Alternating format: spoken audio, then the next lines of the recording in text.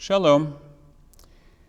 This is the third part of a three-part series exploring how the book of Deuteronomy, the fifth book of Moses, can give us guidance in this year of plagues, both natural and man-made. Today we're going to emphasize four characteristic teachings of the book and see how those four teachings speak to our contemporary situation.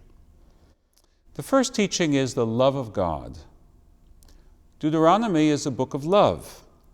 It uses the language of loving God more than any other part of the books of Moses.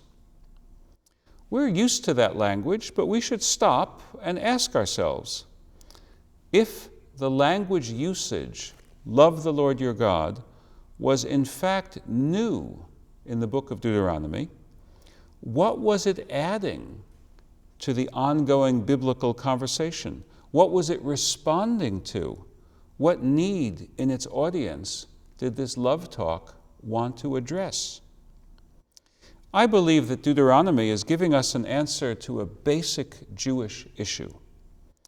We can't see our God embodied in a statue. We can't build a golden calf and call it God. Well, we tried to do that once. That didn't work out very well. So how can we relate to God? How can we live our lives as a relationship with God? Much of the answer to that question involves living by God's commandments, which amount to living justly, honestly, compassionately, and also piously. But what about the emotional bedrock upon which all this is built?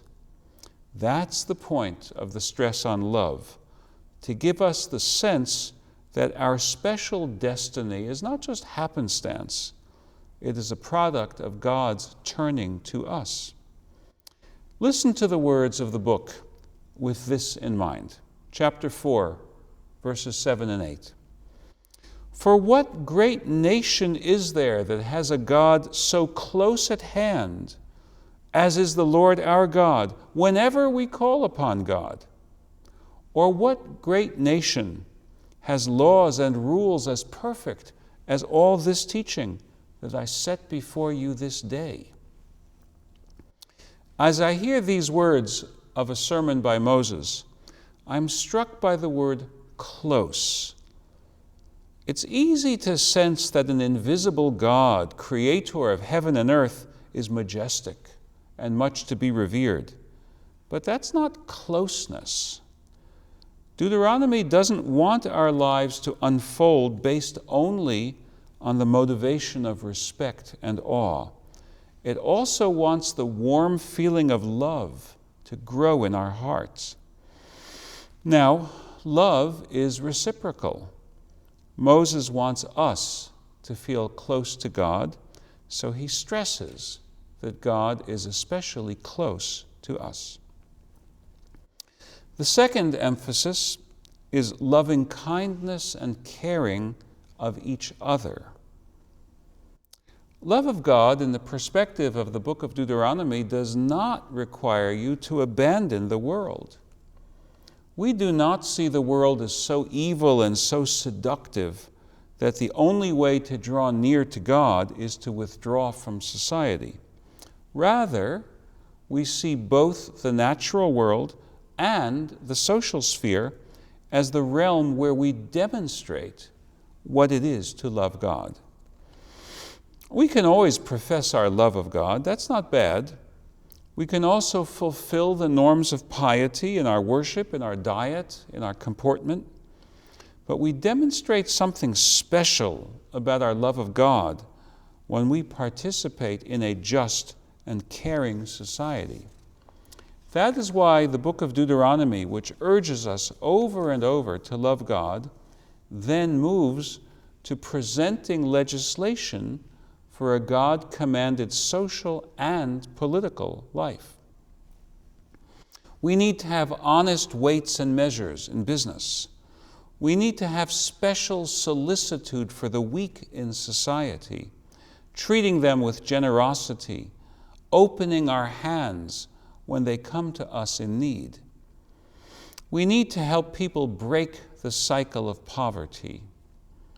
Loving God is shown by loving kindness to our fellow humans, who are God's children just as surely as we are. This also has a political dimension. Deuteronomy alone of the 5 books of Moses considers that the Israelite nation might one day appoint a king. That's chapter 17 of the book.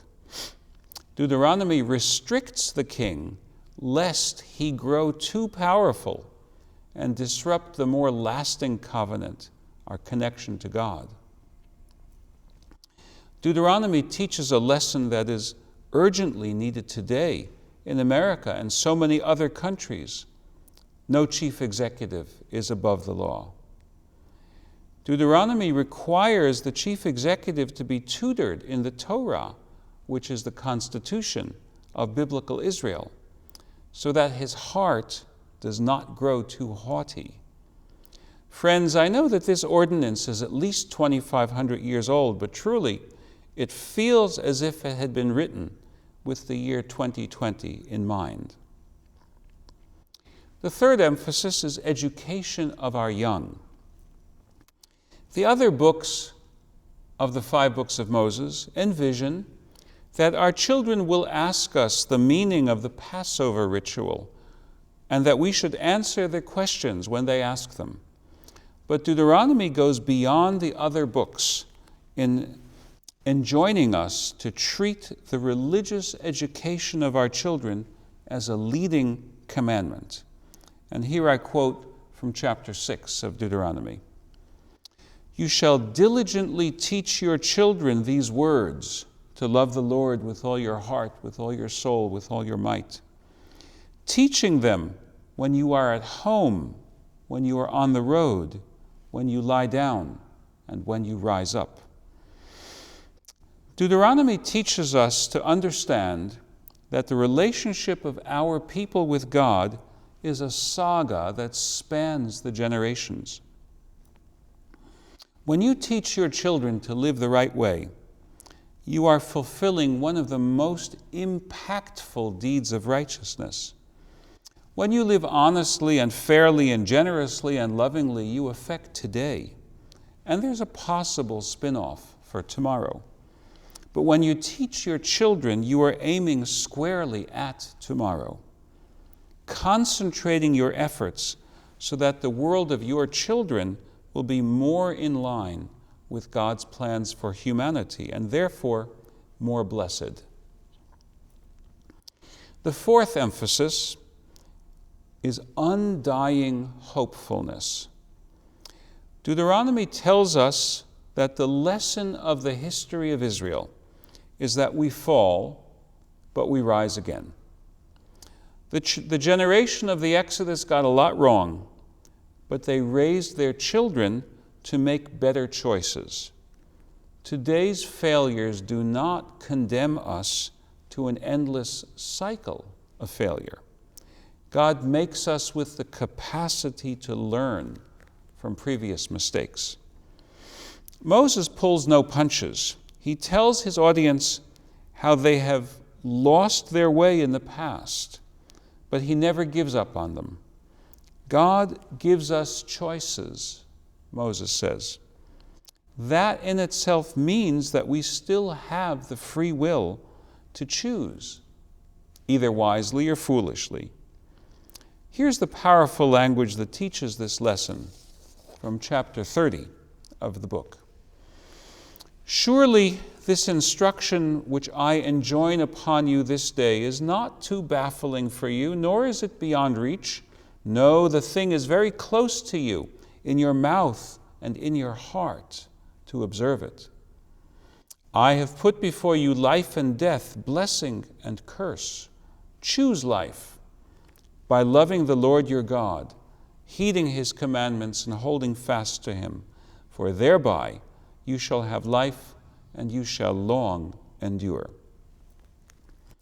Now, how do these 4 emphases speak to us today? The first emphasis, love by God and love of God.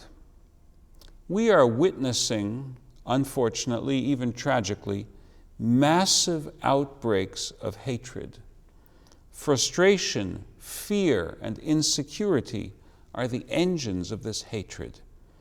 The message of Deuteronomy that love needs to be at the root of the way we structure our lives is a medicine for today's sick souls. The second emphasis, treat each other with loving kindness. So many of our neighbors and fellow citizens are suffering. At the beginning of August, our Congress failed to come to any agreement about what to do for the millions of Americans whose benefits had just run out. I'm recording these words at that time. Perhaps by the time you hear this, Congress will have acted. But it had plenty of advance warning, and yet it didn't act in time to alleviate suffering. Some relatively small percentage of the workforce had been in such low-paying jobs that the benefits were up to 1/3 higher than their earlier pay. And that was an excuse for many in Congress to decide to let the clock run out rather than to reach a compromise to address the needs of so many. We dearly need to hear these words of Deuteronomy, chapter 15. Do not harden your heart. Do not shut your hand against your needy kinsmen.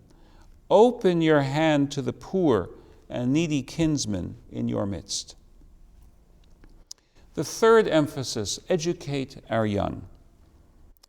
Our nation is caught in a great debate just now over how to start the school year in a few weeks.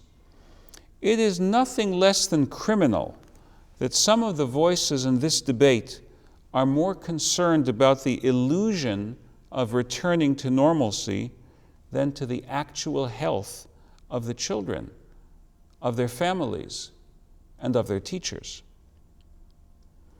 In Israel, which had been doing so well at first in containing the COVID-19 pandemic, the number of cases began to rise sharply after the schools reopened. It seems likely that the children, themselves asymptomatic, were in fact becoming infected, coming home, and serving as a vector of further infection. We urgently need to learn these lessons before we make decisions that lead to needless deaths. The fourth emphasis, keep hope alive. All right, our country didn't shut down effectively when it could have taken steps to contain COVID-19 when it was still smaller. The first step of doing better now is to acknowledge that. Then we can stop pursuing fantasies and pipe dreams and take the steps that will be more effective. Our country could be doing so much better, but it's not too late to get our priorities right. Near the end of his final discourse, Moses urges us, choose life. Indeed, that is the commandment for us this year especially. Choose life. Amen.